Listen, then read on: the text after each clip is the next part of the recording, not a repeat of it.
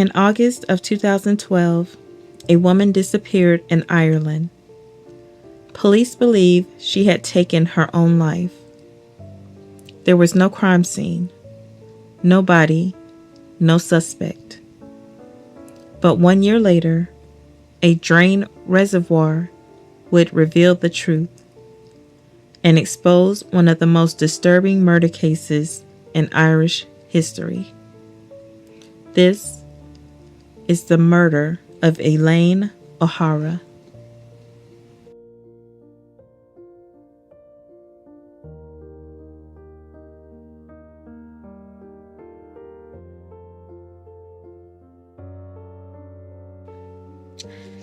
Elaine O'Hara was 36 years old.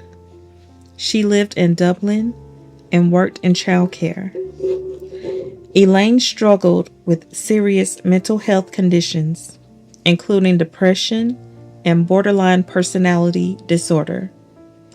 She had a history of self-harm, something that would later shape how police would view her disappearance. But to her family, Elaine was not defined by her illness. She was creative, kind, vulnerable, and deeply in need of love and connection.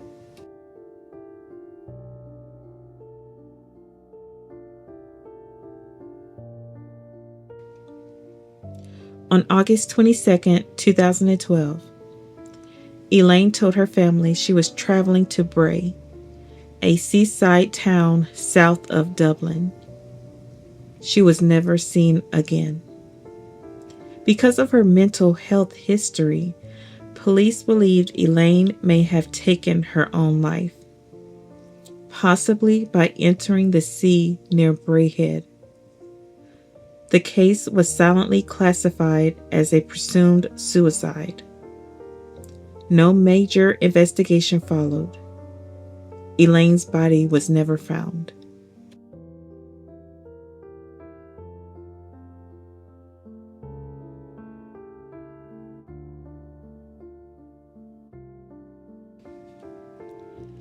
"13 months later, everything changed. In September 2013, a reservoir at Bray, County Wicklow, was drained for maintenance. Workers discovered something disturbing: women's underwear, robe, handcuffs, a noose, black plastic bags. These were not random items. Police quickly linked them to Elaine O'Hara through DNA and personal identifiers. Suddenly, Elaine's disappearance no longer looked like suicide. It looked like murder.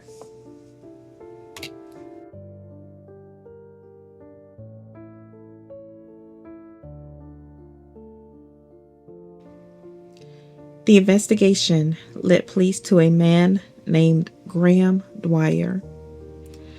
Dwyer was a successful architect, married, a father, respected. But behind the scenes, Dwyer lived a double life. He met Elaine through fetish and BDSM websites. What began as fantasy quickly escalated into control, manipulation, and violence. This was not consensual BDSM. Elaine was vulnerable. Dwyer exploited that vulnerability.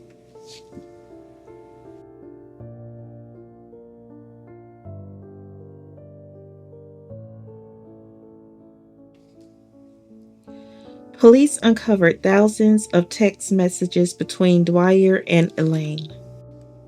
The messages revealed obsession with control, encouragement of self-harm, graphic fantasies about murder. Dwyer spoke about killing Elaine as an ultimate act, a release, a thrill. Elaine was not treated as a person, but as an object.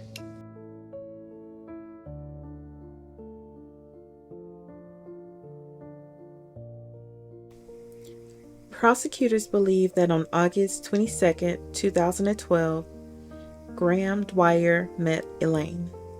She trusted him. Instead, she was stabbed to death.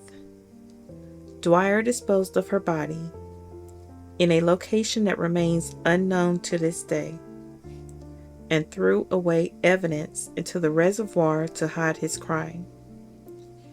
Elaine's remains have never been recovered.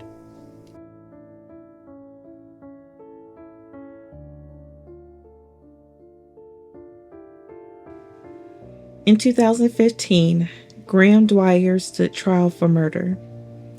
There was no body, but there was overwhelming evidence: GPS data, burner phones, text messages, knife purchase records, reservoir evidence. After weeks of testimony, the jury reached a verdict: guilty. Dwyer was sentenced to life imprisonment.